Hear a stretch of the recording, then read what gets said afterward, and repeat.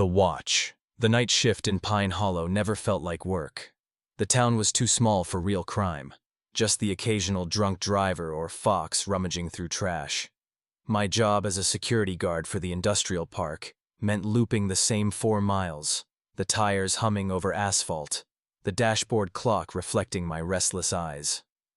The park's chain-link fence, crowned with plastic barbs, separated me from the real town. The sleepy residential streets, the diner with its flickering neon, the church steeple leaning like a drunk.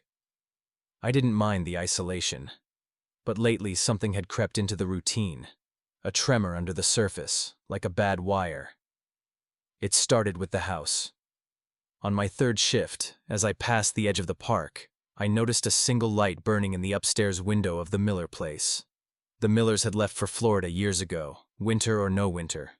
I slowed, squinting at the glow. Maybe a relative? The house looked untouched. No Christmas decorations. No sign of life except that one window, rectangular and pale as a wound. I didn't stop. Rules were rules. Then, on the next night, it happened again. This time, a car sat in their driveway. A dull gray sedan I didn't recognize, its windshield wipers frozen in a half-arc. I rolled past, my hand hovering near the radio. Nothing but static and the low groan of the fan. I told myself it was nothing. The mind fills gaps, especially in the dark. By the 5th night, the light was still on, and the car hadn't moved. I considered reporting it, but the control room would have just shrugged. Company policy demanded immediate threats. A lit window wasn't one. Still, the air felt heavier as I approached the Miller house. The lawn had gone untended, the mailbox cracked. But the window, the window was worse. The light had shifted, now pooling around the edges of a curtain. Someone was pulling it closed. I pulled over halfway down the street, slouching in the driver's seat. Through my binoculars, the curtain twitched. A shadow passed behind it, quick and deliberate. My pulse jumped. I told myself it was a neighbor, maybe a relative returning early. The lens fogged against my breath as I watched the car. No headlights, no movement. Just there. After that, the house became my unofficial checkpoint. Each night, I'd loop back, tracking small changes. On Thursday, the car was gone. The light stayed on. Friday, the light dimmed, but the porch light flickered on at 1:17 a.m. Saturday, the porch light stayed on, but the upstairs window now bore a new pattern in the curtain, a jagged, overlapping fold that hadn't been there before. I didn't bring the binoculars that night. Something about the way it folded unsettled me. It felt intentional. I started drinking more coffee after midnight to stay alert. The town itself began to feel off. The diner's open sign sometimes blinked closed when I drove by. A man I'd known for years, Mr. Hargrove, the librarian, waved at me from his garden, then froze mid-sentence, his face collapsing into a sort of panic. I speed-dialed the radio, but he was already gone, the door slamming like a gunshot. The frequency stayed dead for 3 minutes and 12 seconds. The Miller house didn't change much after that. The light became a fixture, a second star in the sky. I quit checking the driveway. Sometimes I'd hear a sound, a creak, a thud, from the house, but the mics in my radio picked up nothing.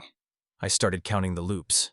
The 12th time, on a night so still the air felt syrupy, I realized the light in the window had stopped shifting, stuck in that jagged fold.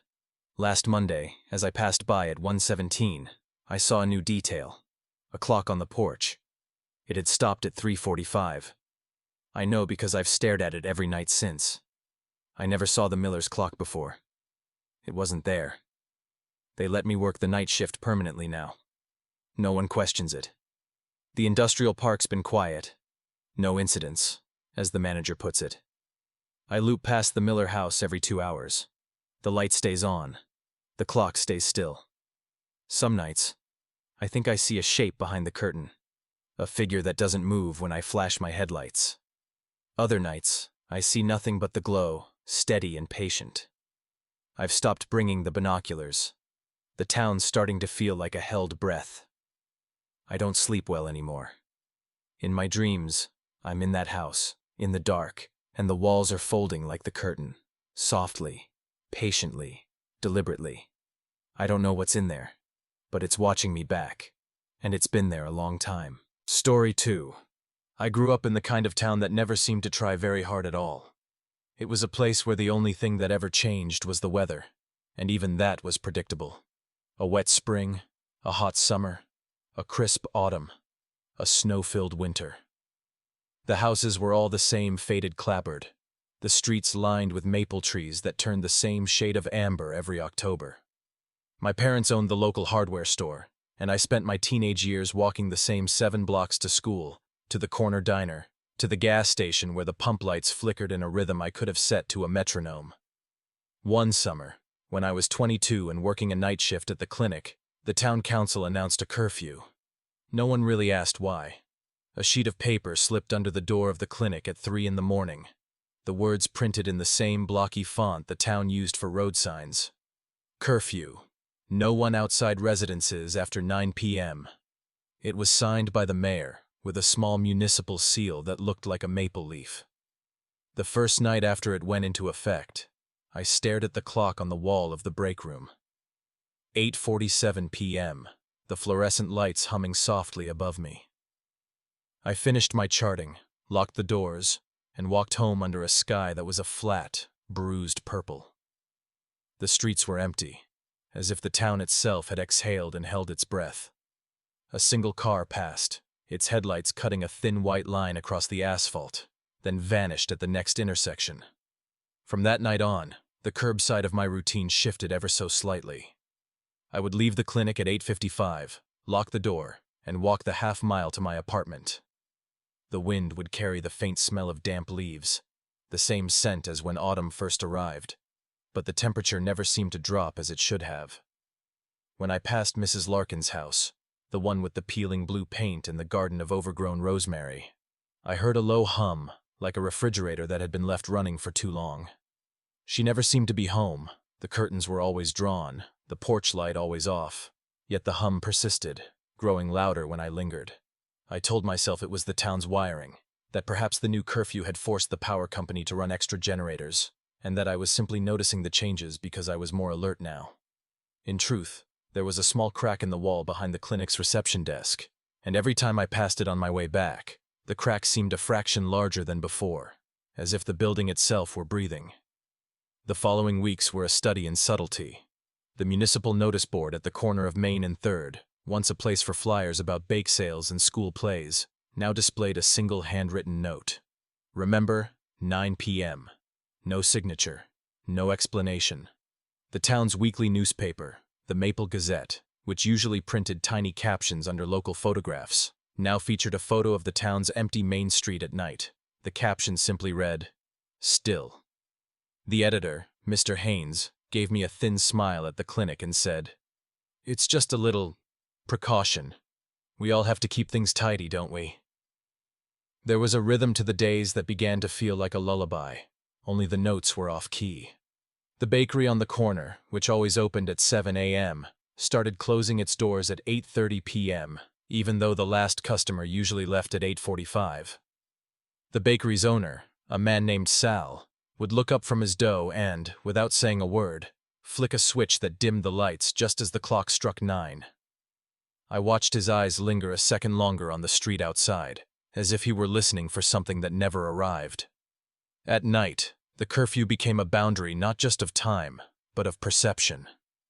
The streetlights, which once cast soft pools of amber, now held a faint, amber-green glow, like someone had turned down the saturation on a photograph. When I walked past the old mill, its brick facade battered by river spray and time, the water in the canal beneath it moved slower, the ripple's edge too perfect, as though someone had drawn it with a ruler. The mill's sign, Baker and Company, since 1887, was still there, but the letters seemed to have been sanded down, the B missing a sliver, the C barely a curve. I tried to bring friends over, to fill the house with the chatter that had once made the evenings feel lived. One by one they declined. "I have to be home by 9, they said, a smile tugging at the corners of their mouths, as if the curfew were a joke that only they were in on. I began to spend evenings alone, My own breathing the loudest sound in the apartment. The kettle whistled at the same pitch each night. The clock's second hand ticked with a deliberate, almost human rhythm. The hallway outside my door remained quiet, the only thing moving being the faint, almost imperceptible sway of the ceiling fan. One rainy night, the power went out at 8:58 p.m. I stood in the kitchen, the only light a thin strip of street lamp seeping through the cracked window, casting a line of pale, watery light across the floor. The house groaned, a low sound that seemed to echo the hum I'd heard at Mrs. Larkin's. I felt the air thicken, as if the night itself were pressing against the walls. I waited, breath held, for the curfew's invisible hand to close the day. The clock struck 9, 1, 2, 3. Each chime a soft metallic clang that reverberated in my chest. When the lights flickered back on, everything was as it had been. The kettle still boiled, the hum was gone, the street was empty. I made a cup of tea and sat at the kitchen table, looking out at the street lamp's glow. The town felt unchanged, yet I could not shake the feeling that something had shifted in the space between the streetlights and the houses, a small fissure that had been widened by an ordinance no one could explain. I still work the night shift at the clinic. The curfew remains, unsigned, unspoken, a line drawn on an invisible map that we all follow without question. The town's routine continues, mornings with the smell of fresh coffee, afternoons with the distant rumble of trucks, evenings with the soft hum of lights turning off one by one.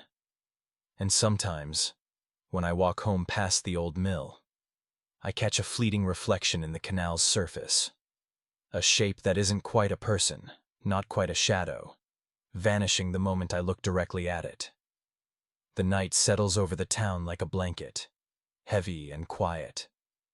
I sit by the window, watching the streetlights dim, and I wonder if the curfew is merely a rule, or if it is something else, something that binds the town together in a way we cannot see. The answer, I've learned, is not a revelation, but a quiet acceptance.